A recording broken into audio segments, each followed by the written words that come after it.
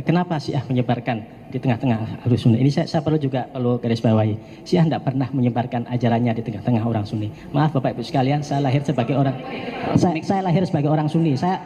Saya ini belajar di pondok pesantren Sunni, bahkan Wahabi ya, Gontor. Sampai kemudian saya S1 di Gontor. Kemudian kenapa saya memilih Syiah? Saya memilih Syiah itu karena pembacaan. Karena bacaan kemudian akhirnya melahirkanlah buku ini Menujut Uhwah. Akhirnya kemudian keluarlah buku Kesesatan Sunni Syiah. Jadi kalau jawabannya Sunni Syiah enggak menurut Syiah sesat enggak? Kalau menurut saya Sunni sama Syiah sama-sama sesat. Kenapa sama-sama sesat? Apa argumentasinya? Ya sebentar. Ada dengarin dulu ya argumentasi saya kan begitu ya. Harap cukup dengar saya. Dengar dulu argumentasi saya. Saya di awal tadi kan mengatakan perbedaan Sunni Syiah itulah perbedaan interpretasi, bahwa semua keyakinan Syiah itu ada di dalam referensi Ahlus Sunnah. Seperti misalnya tentang imam, 12 imam. Nanti saya jawab tentang murtadnya sahabat sekaligus ya Ibu ya. Tentang murtadnya sahabat.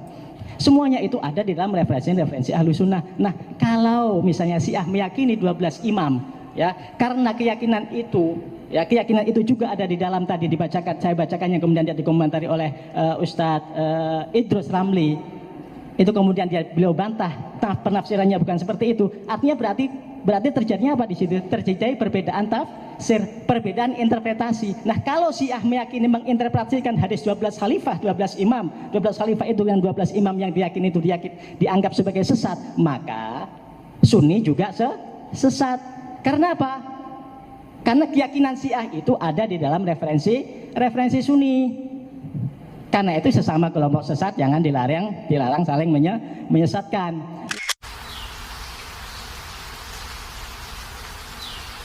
Kelompok Sufi memiliki pokok akidah yang sama, di mana kedua kelompok tersebut sama-sama suka beribadah di kuburan dan sama-sama suka menyanyi dan berjoget ketika beribadah.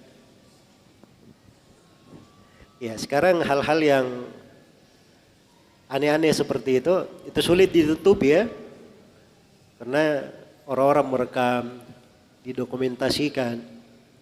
Jadi kegiatan-kegiatan seperti yang disebut oleh penanya ini itu sudah bisa dilihat di mana-mana, kelihatan. Tapi beda ya antara Syiah dan Sufi. Ada sudut-sudut kesamaan memang pada sebagian hal. Di pembahasan akidah, di pembahasan ibadah, ya, ada beberapa sudut kesamaan. Karena itu ada sebagian yang menulis hubungan-hubungan antara Syiah dan Sufi di dalam hal tersebut. Tetapi kalau kelompok Syiah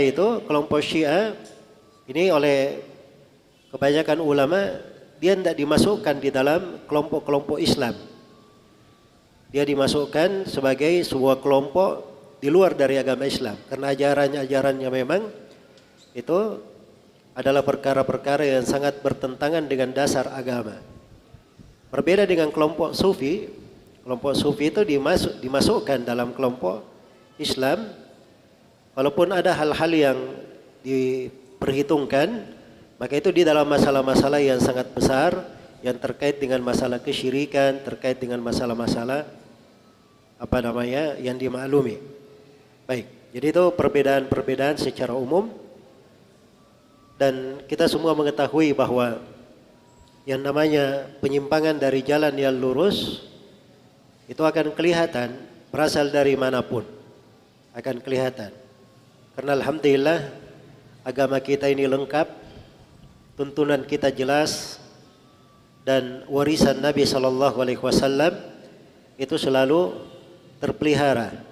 Jadi siapapun yang ingin merubahnya, memasukkan tambahan, melenceng dari agama Nabi SAW, maka itu pasti akan kelihatan. Baik.